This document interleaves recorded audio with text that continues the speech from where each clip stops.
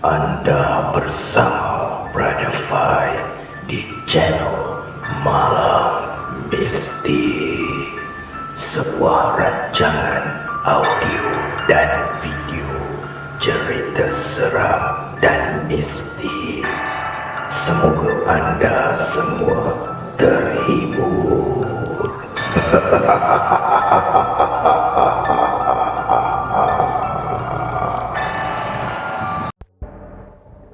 Apa kabar para pendengar Malam Mistik? Pada malam ini, Brother Fai akan kongsikan kepada anda kisah yang datangnya daripada Mat P. Kisah yang bertajuk Ketuk. Apakah yang diketuk? Dan siapakah yang kena ketuk? Mari sama-sama kita ikuti kisah ini. Kahar dan Mira merupakan pasangan suami isteri.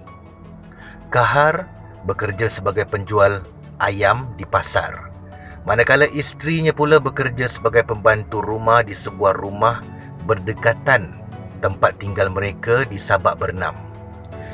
Kalau hendak diikutkan, pendapatan mereka suami isteri sudah cukup untuk menyara hidup mereka berdua, memandangkan mereka masih belum dikurniakan zuriat. Tetapi, oleh kerana tabiat masing-masing yang suka berjudi, hidup mereka susah. Untuk mengisi perut pun, mereka terpaksa berhutang. Nasib baik, rumah yang didiami mereka itu diwarisi daripada orang tua Mira. Kalau menyewa, sudah pasti dihalau oleh tuan rumah kerana tiada wang untuk membayar sewa. Walaupun sering kalah judi, mereka masih juga tidak sedar. Mereka masih terus hidup sebagai tahi judi. Sedangkan itu yang membuatkan hidup mereka tidak tenang. Rumah tangga mereka tidak bahagia. Apatah lagi bila perintah Tuhan diabaikan.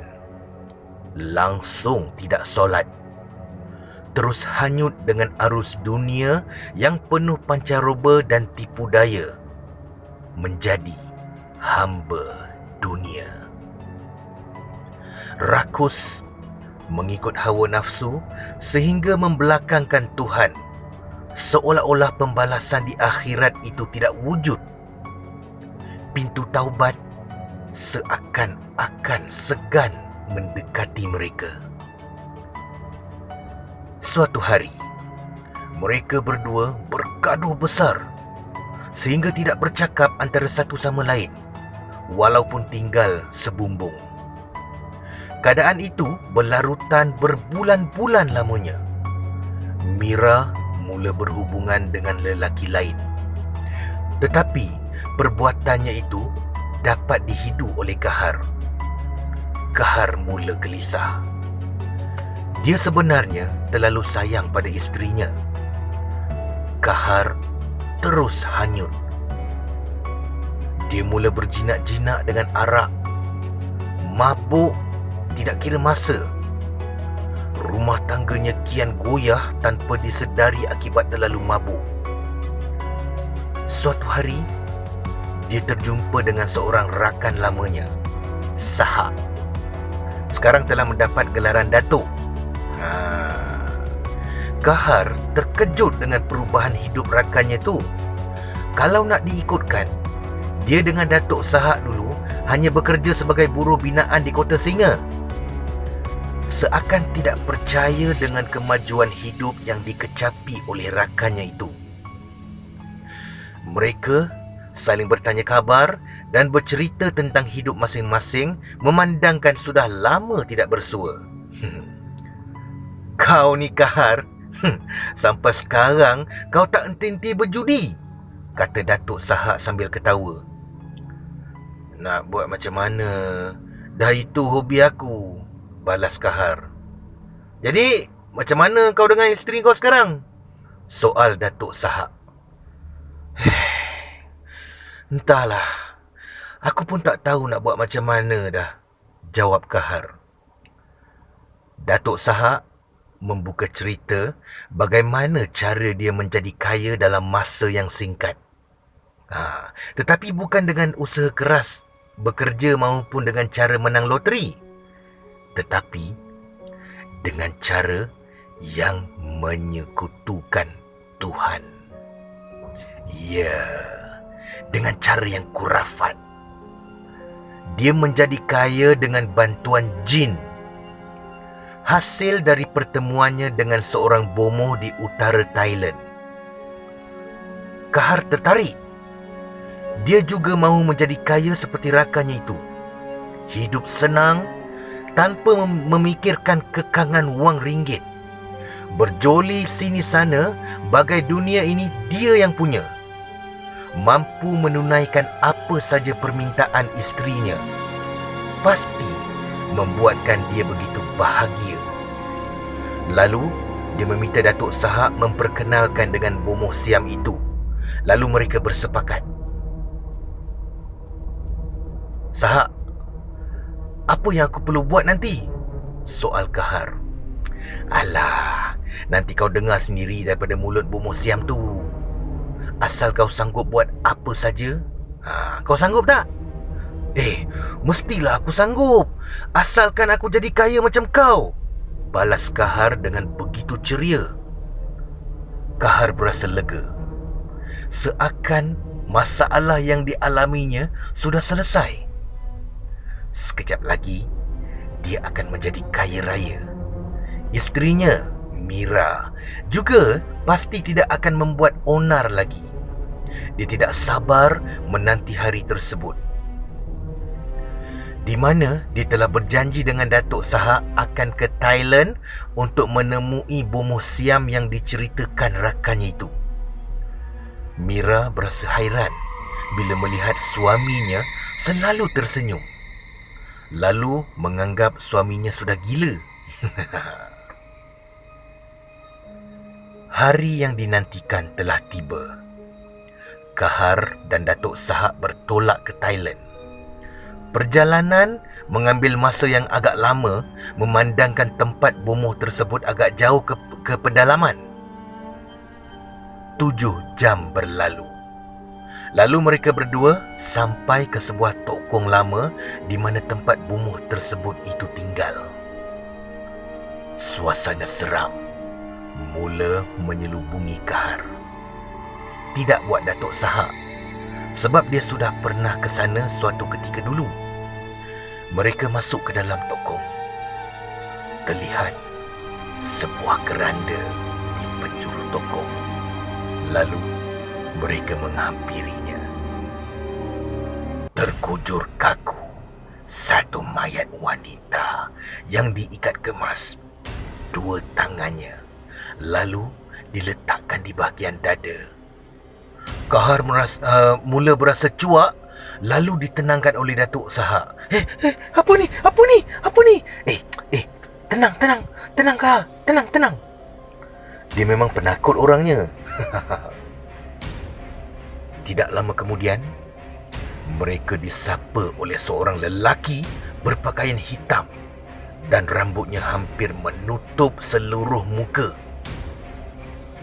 Datuk Sahak memberi salam hormat padanya dan ternyata itulah bomoh yang dinanti-nantikan. Mereka diarahkan masuk ke suatu ruangan yang suram.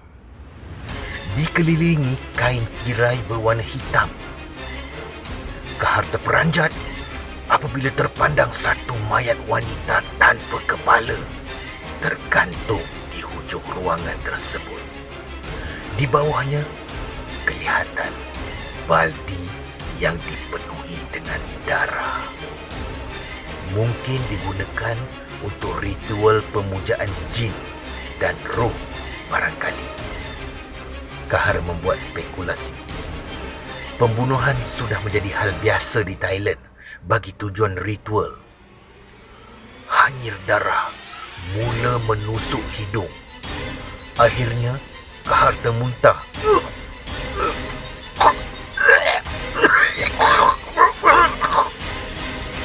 Ish, kau ni Kahar. Buat malu je lah, tegur Datuk Sahak. Maaf, aku tak tahan. Aku tak tahan bau dia. Menyengat sangat. Menggelegak perut Sahak dibuatnya. Tidak lama kemudian, bomoh itu masuk ke ruangan tersebut. Setelah melalui beberapa ritual, akhirnya semuanya selesai. Bomoh tersebut berpesan agar tidak melanggar pantang larangnya. Buruk akibatnya nanti. Keesokan harinya, mereka pulang. Sejak kepulangan Kahar dari sana, apa yang dibuatnya semua menjadi. Dia berjudi tidak pernah tewas. Dia berniaga, perniagaannya begitu laris dan berjaya. Hubungan dengan isterinya juga kembali intim. Tidak lama kemudian, mereka dikurniakan zuriat. 3 tahun berlalu. Kini, Kahar sudah menjadi kaya raya. Hidup bahagia bersama isterinya, Mira, dan 2 orang anaknya, masing-masing lelaki dan perempuan, Darwin dan Darwina. Kahar juga memiliki sebuah syarikat pembinaan yang agak besar. Walaupun setelah kaya, tabiat berjudi masih belum ditinggalkan. Makin sulit untuk berhenti sebab dia selalu saja menang. Cuma dia sudah tidak berjudi di tempat lama. Sekarang dia beralih ke Nun di puncak bukit sana. Tahu kan tempatnya? Menang pertaruhan berjuta-juta. Semakin lama, hidupnya semakin dilimpahi dengan kemewahan. Apa yang dia dan keluarga hajati pasti tercapai. Bercuti mengelilingi dunia, berbelanja barangan mahal tanpa ada kekangan, terus hanyut dibuai kemewahan dunia. Kedengaran telefon berdering. Kahar menjawab panggilan tersebut. Dia mendengar perkabaran yang menyedihkan. Rakannya, Datuk Sahak, meninggal dunia awal pagi tadi kerana kemalangan akibat memandu dalam keadaan mabuk. Baru saja semalam dia keluar melepak dengan Datuk Sahak. Dia bersiap dan menuju ke tempat pengebumian rakannya itu. Semasa memandu pulang dari sana, dia seakan teringat sesuatu. Sesuatu yang dia sudah terlupa. Yang dia tidak patut ke kawasan perkuburan. Itulah yang dipesan Bomoh Siam yang membantunya suatu ketika dahulu. Jika dilanggar, buruk padanya pada ahli keluarganya. Kahar memandu laju menuju pulang ke rumah, risau akan keselamatan keluarganya. Setibanya di rumah, dia bergegas masuk ke rumah besarnya itu, lalu mencari ahli keluarganya. Terdengar bunyi air di dalam bilik mandi. Tapi setelah dipanggil, tiada sahutan menjawab. Kahar menendang pintu bilik air. Bom! Kelihatan Mira terbaring kaku, lumpuh dan tidak mampu bersuara. Diangkat isterinya ke katil, lalu keluar mencari anak-anaknya. Win! Wina! Wina! Dijenguk bilik anak daranya. Ditemui terbaring di atas katil. Terbaring lumpuh. Tidak mampu berbicara seperti isterinya juga. Kahar keluar lalu mencari Darwin, tapi tiada berjumpa. Dia cuba mencari ke bahagian luar rumah, lalu kelihatan jasad Darwin terapung di dalam kolam. Kahar meraung kesedihan. Darwin! Darwin! Darwin! Fikirannya berserabut, bagai sudah jatuh ditimpa tangga. Isteri dan seorang anaknya lumpuh dan seorang lagi sudah meninggal dunia. Tanpa berfikir panjang, dikuburkan saja jasad anaknya itu di belakang rumah. Dia tidak mahu mengulangi kesilapan yang sama. Dia tidak patut mendekati kawasan perkuburan. Semakin hari, keadaan anak perempuan dan isterinya semakin parah. Muncul bintik-bintik di seluruh badan mereka. Lama-kelamaan, bertukar menjadi berair dan bernanah. Bau hanyir nanah mula memenuhi segenap ruangan. Kahar mengambil keputusan untuk menemui Bomoh Siam yang membantunya dulu. Tiada cara lain untuk mengubati anak dan isterinya itu. Mereka hanya akan sembuh dengan memakan 10 hati gadis sunti. Kahar perlu menyediakan semua itu demi kesembuhan anak dan isterinya yang disayangi. Bomoh Siam itu telah membantunya dengan mengurniakan Kahar dengan ilmu halimunan. Dengan cara itu, kerja Kahar menjadi sedikit lebih mudah. Dia perlu mendapatkan 10 ketul hati gadis sunti tersebut. Dia sudah tiada pilihan lain. Harus dilaksanakan supaya hidup keluarganya menjadi seperti sedia kala, walaupun tanpa Darwin.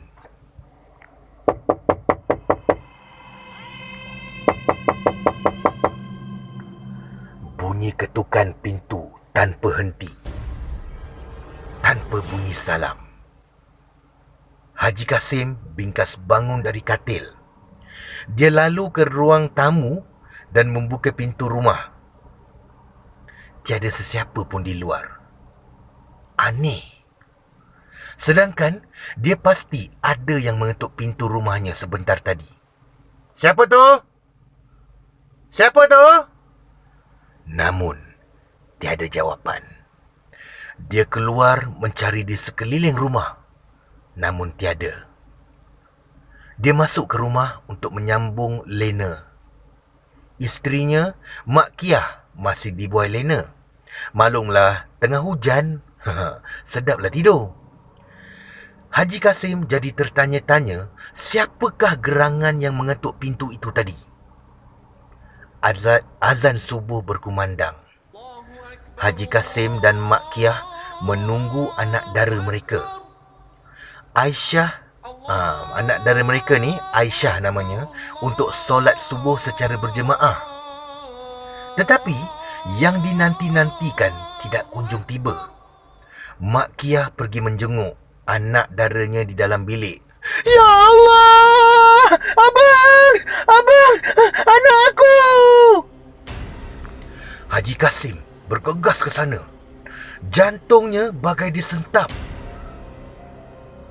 apabila melihat Aisyah berlumuran darah.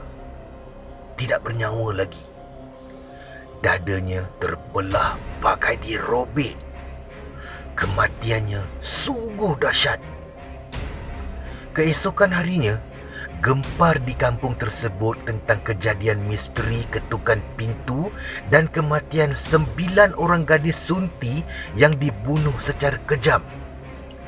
Pihak polis giat menjalankan siasatan dan hasil daripada bedah siasat didapati organ hati semua mangsa disahkan hilang. Kahar senang hati apabila sudah berjaya mendapatkan 9 ketul hati anak sunti untuk diberikan pada anak dan isterinya makan.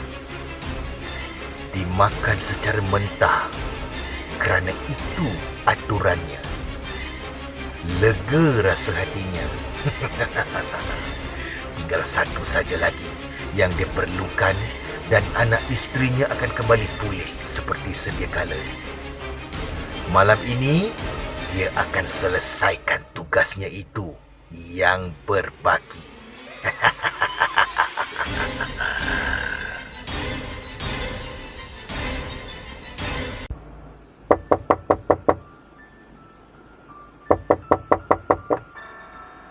Malam itu, rumah Pak Bustaman diketuk.